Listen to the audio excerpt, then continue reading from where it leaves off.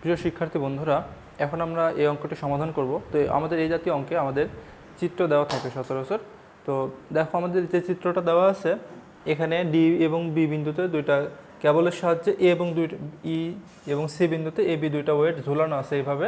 এখন বলছে যে এ বস্তার ওজন 20 নিউটন হয়, তবে চিত্রে প্রদর্শিত সিস্টেমটি স্থির অবস্থায় রাখতে হলে বি বস্তার ওজন এবং প্রতিটি রশিতে বলের পরিমাণ নির্ণয় করো। অর্থাৎ আমাদের এখানে যে একটা এ বিন্দুতে যে বক্স বা বস্তা আছে, এটার আমি কী বের করতে চাই, ওজন যদি 20 নিউটন হয় তাহলে এই ফোর্স সিস্টেমটাকে সাম্য অবস্থায় রাখতে হলে আমাকে বিতে কী পরিমাণ ওজন দিতে হবে এবং এই যে রশিগুলো আছে এই রশিগুলোর মধ্যে কী পরিমাণ টান বল সৃষ্টি হবে বা কী পরিমাণ ফোর্স সৃষ্টি হবে সেটা বের করতে হবে। তো প্রথমে আমি ই জয়েন্ট নেব। কেন ই জয়েন্ট নেব? কারণ ই জয়েন্টটা যখন আমি নেব তখন আমার ই জয়েন্টে একটা বলের মান জানা আছে, তিনটা ফোর্স আছে। একটা ফোর্স এই লোড 20 নিউটন, একটা ই এফ বরাবর আর একটা সিই বরাবর। তো এই বল ব্যবস্থা যখন আমি তিনটা বল নেব তখন আমরা সবগুলো কোণের মান যদি জানি তাদের মধ্যবর্তী, তাহলে সেখান থেকে আমরা খুব সহজে ল্যামির সূত্রটা ব্যবহার করতে পারবো। তো আমি যখন এই জয়েন্টে আসবো, জয়েন্ট ইতে যখন নিব, আমি লক্ষ্য করো যখন জয়েন্ট ইতে আসবো আমাদের এখানে কী কী দেওয়া আছে, উলম্বের সাথে এই কোণটা দেওয়া আছে 30 ডিগ্রি। অর্থাৎ এখান থেকে এই এফ থেকে যে খারাপ হবে আছে এই কোণটা দেওয়া আছে 30 ডিগ্রি। তো এটা যদি 30 ডিগ্রি হয়, আমার ই বিন্দু হলে আমি ই বিন্দুতে একটা ভার্টিক্যাল লম্ব নিলে আমার এই কোণটাও 30 ডিগ্রি হবে। তাহলে এই যে ই জয়েন্টটা কেমন আছে দেখি, এদিক থেকে আসছে এ নিচের দিকে, এরপরে এদিকে আর একটা বল আছে, তাহলে এটা আমার 20 নিউটন। এইদিকে যে বলটা টানছে সেটাকে আমি লিখব টি ই এফ, আর এইদিকে যে বলটা আছে এই বলটা লিখব টি ই সি, ই থেকে সি বিন্দুর দিকে আসছে। আচ্ছা, এখন তাহলে এই ফোর্স সিস্টেমের প্রথম আমি এখানে কোঅর্ডিনেটের মতো এঁকে নেই। এখন এঁকে নেওয়ার পরে এখানে আমি প্রত্যেকটা কোণ বের করতে চেষ্টা করব। তো প্রথমে দেখো, এই কোণটা যদি 30 ডিগ্রি হয়, বললাম এটা 30 হলে এই কোণটা 30 ডিগ্রি হবে, সুতরাং উলম্বের সাথে এই কোণটা হচ্ছে আমার 30 ডিগ্রি। এবং এইখানে লক্ষ্য করে দেখো যে ত্রিভুজ উৎপন্ন করলাম, এই কোণ 30 ডিগ্রি, এই কোণ তাহলে কত ডিগ্রি হবে?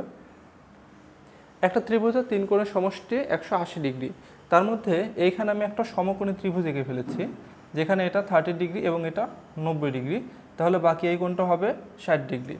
এই 60 ডিগ্রি তার সাথে এই নিচের এই অংশটা তুমি যোগ করে দাও, তাহলে কত হয়ে যাবে?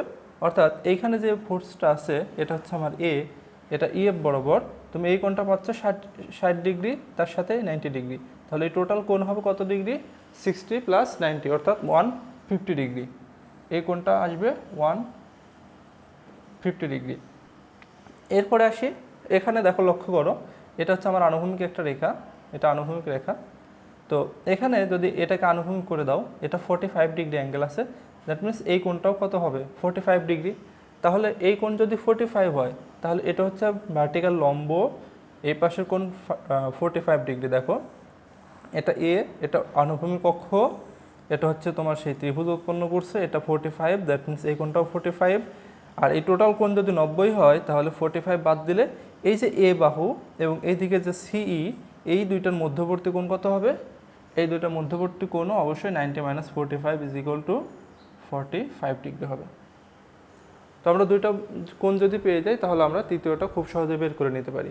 অথবা এখান থেকে দেখো আমাদের এই কোণটা 45 ডিগ্রি, তারপরে এটা 90 ডিগ্রি এবং এটা 30 ডিগ্রি, অর্থাৎ এই কোণটা হবে 90 ডিগ্রি প্লাস নিচের এই অংশটা 45 ডিগ্রি, 45 ডিগ্রি প্লাস উপরের এই অংশটা আবার 30 ডিগ্রি, এটুকু 30 ডিগ্রি। তাহলে টোটাল কত হচ্ছে?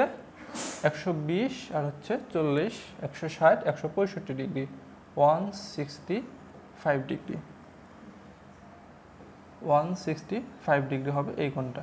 তাহলে এখন আমি আমার এই বল ব্যবস্থার প্রত্যেকটা বাহুর বলগুলোকে আমি টি সি এফ এবং 20 নিউটন দ্বারা ডিনোট করেছি, বাকি প্রত্যেকের মধ্যবর্তী কোণটা আমি বের করে ফেলেছি। এখন তিনটা বল আর তাদের মধ্যবর্তী কোণ যদি জানা যায় সেখানে আমরা ল্যামির সূত্রটা ব্যবহার করতে পারি। তো ল্যামির সূত্র থেকে লিখি,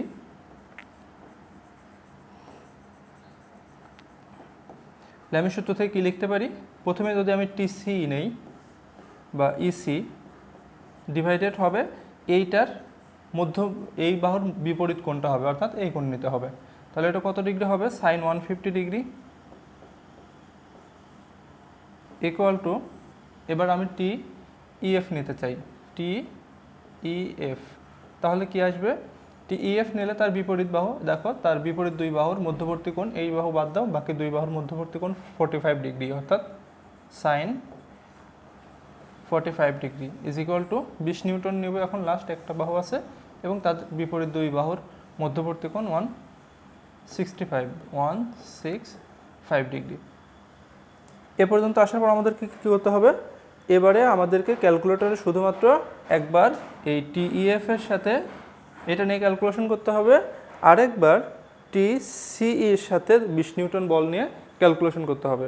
এটা আমরা গত ক্লাসে এটা বিস্তারিত দেখেছি। এখন শুধুমাত্র আমি এখান থেকে মানটা লিখে দিচ্ছি, দেখো। তাহলে এখান থেকে টিইএফ যেটা আসবে, টিইএফটা বের করবো কীভাবে? 20 into sign 45 degree divided sign 165 degree. এটা যদি করো এটা আসবে 54.64 নিউটন। আরেকটা বল আছে, সেটা কি? টিইসি। টিইসি বলটা কোথায় পাবো আমি? টিইসিকে পাওয়া যাবে, দেখো এটার সাথে যখন 20 নিউটন নিবা, তাহলে 20 ইন্টু সাইন 150 ভাগ সাইন 165, অর্থাৎ এটা আসবে 36.63। তাহলে আমাদের চারটা, এখানে আমাকে প্রথম ল্যামে থেকে আমি দুইটা রশির মধ্যে টান বের করে ফেললাম। তাহলে আমার অঙ্কটার প্রায় অর্ধেক অংশ কমপ্লিট হয়ে গেছে। এটা কিভাবে করবা? এটা প্রথমে আমরা কোণগুলো বের করে নিলাম, তারপরে ল্যামের সূত্র থেকে দুইটা করে নিয়ে সমাধান করলাম। এই দুইটা হচ্ছে আমাদের দুইটা অ্যান্সার। এর পরবর্তীতে আমরা বাকি যে জয়েন্টটা আছে, বি জয়েন্ট, এই জয়েন্ট নিয়ে কাজ করব। তো এখন এটা একটু ক্লিয়ার করে নিচ্ছি চিত্রটার এই অংশটা, কারণ এখানে আমি আরেকবার লিখব। দেখো বি জয়েন্টে যখন আসবো তখন আমার কি কি বলগুলো কাজ করবে। বি জয়েন্ট আমি এখানে এঁকে নিতে চাচ্ছি। দেখো এখান থেকে এটা হচ্ছে আমার এই পয়েন্টটা, সি পয়েন্ট থেকে বি সরাসরি নিচের দিকে আছে, অর্থাৎ এখানে কত ওজন ঝোলানো যাবে, অর্থাৎ বি বস্তার ওজন বের করতে হবে। এটা হচ্ছে ডাব্লিউ বি দেই, তাহলে ওয়েট অফ বি। আচ্ছা, এরপরে এখান থেকে 45 ডিগ্রি অ্যাঙ্গেলে উপরের দিকে আছে সি, এইদিকে তাহলে হবে টি সি থেকে ই এর দিকে যাচ্ছে, তাহলে এটা হবে টি সি ই। আচ্ছা, আর কি আছে?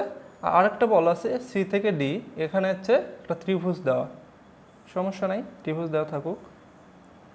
এটা হবে তাহলে সি ডি, এটা হবে টি সি ডি।